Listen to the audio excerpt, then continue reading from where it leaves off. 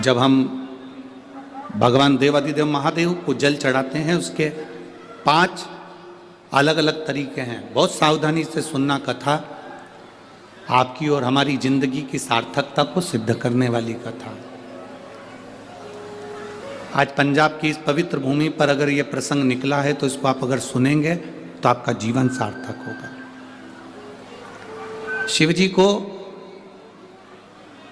5 तरह से जल चढ़ाने का तरीका है।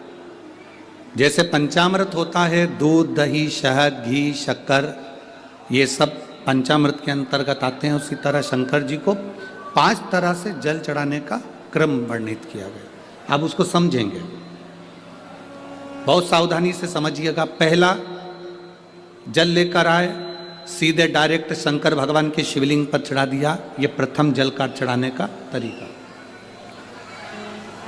दूसरा, जहां से पानी बहकर जाता है, जहां से जल बहकर जा रहा है, उसके ठीक विपरीत जल उत्तर में जा रहा है, आप दक्षिण में खड़े होंगे और दक्षिण में खड़े होकर उत्तर की ओर मुख करेंगे और शिव जी को जल समर्पित करेंगे। ये रोग मुक्ति करने वाला है और हमारे रोग पर हमें विजय प्रदान करने वाला। ये जल चढ़ाने का तरीका। एक, सीधे मंदिर में गए, लोटा भरकर जल उठाया, शिव जी को चढ़ा दिया।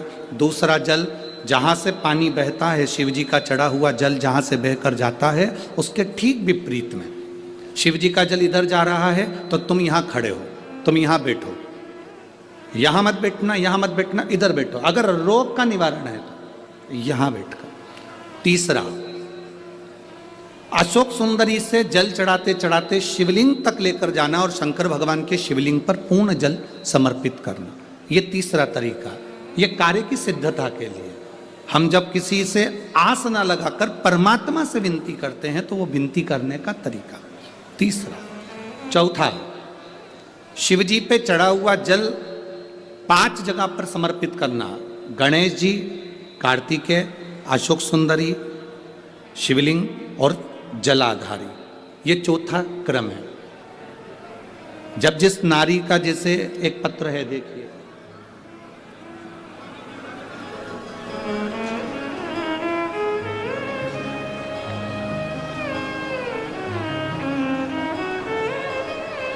मेरा नाम मोनिका है, मेरे पति का नाम संजय सिंह है। मैं दिल्ली स्वरूप नगर की निवासी हूँ। कहीं बैठी हों तो हाथ हिला सकती हैं। अगर कहीं बैठी हों तो हाथ हिला सकती हैं। मेरा नाम मोनिका है, मेरे पति का नाम संजय सिंह है। मैं दिल्ली स्वरूप नगर की निवासी हूँ। मेरा फ़ोन नंबर ये है। कहीं बैठी हैं? अच्छा, सीढ़ी पर है। ठीक है, आप हाथ हिला दीजिए। श्री शिवाय नमस्तुभ्यम। ठीक है, कैमरे वालों को दिख गया है ना? ठीक है। भोले बाबा की कृपा का मैं क्या वर्णन करूं गुरुदेव। आप जो जल चढ़ाने का तरीका वर्णित करते हो, अगर उसको नियम से धारण करने वाला व्यक्ति होता है तो बाबा सुनता जरूर है। गुरुदेव, 2013 में मेरी शादी हुई, मुझे संतान का सुख नहीं हुआ। 10 साल हो गए, औलाद नहीं हुई। दिल्ली का एक एक हॉस्पिटल जिसको हम दिखा सकते थे, अच्छे से अच्छा डॉक्टर जिससे हम जांच करा सकते थे, उसके अनुसार हमारे को संतान का सुख नहीं था। आयुर्वेदिक डॉक्टर, अंग्रेजी दवाई, होम्योपैथिक सब कराई, IVF भी कराया तो भी संतान का सुख नहीं आया। आखिरी में डॉक्टर ने कह दिया, इधर उधर मत भटको, तुम्हें संतान नहीं होगी। जिसने जहाँ कहा हम वहाँ पर भी गए, गोदी भरवाई, झोली भरवाई, पर संतान नहीं आई। गुरुदेव, मेरे बाबा की कृपा किसको कहते हैं?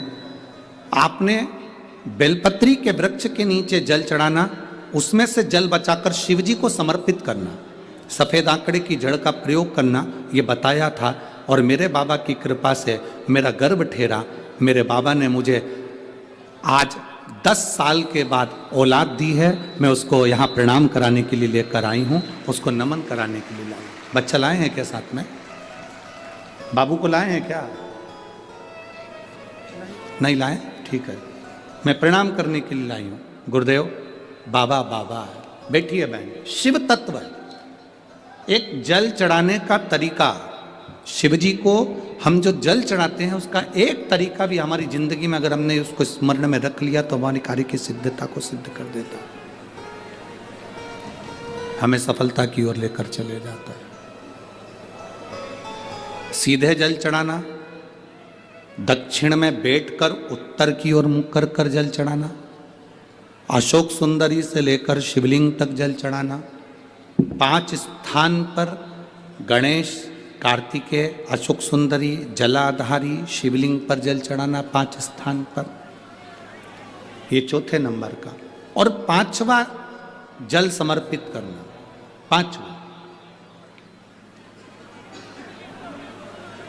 5वें नंबर का जल।